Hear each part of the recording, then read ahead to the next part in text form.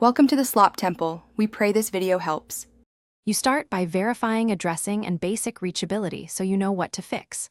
First, check IP, gateway, and DNS. Static versus DHCP matters. Then run ipconfig/all and ping the gateway. Once done, temporarily disable firewall and antivirus to rule out local blocks, but re-enable later for safety.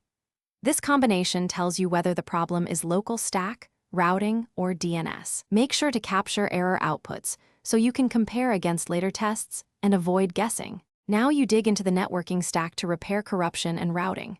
Run netch winsock reset and netch int IP reset, then reboot to restore socket and IP components. This often fixes stubborn errors.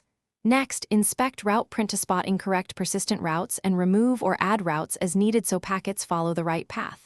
Finally, test DNS using enslookup and temporarily set DNS to 8 or 1 to see if name resolution caused the failure. Finish by restoring services and validating the fix. Run ipconfig/release and /renew or reconfigure static settings, then verify connectivity by pinging both an IP and a host name. Make sure no proxy, VPN, or altered hosts file is redirecting traffic, because those often cause the error.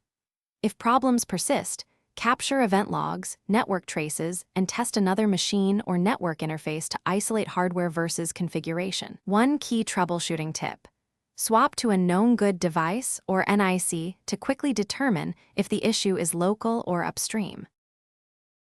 Thanks for watching. Consider subscribing if we helped you.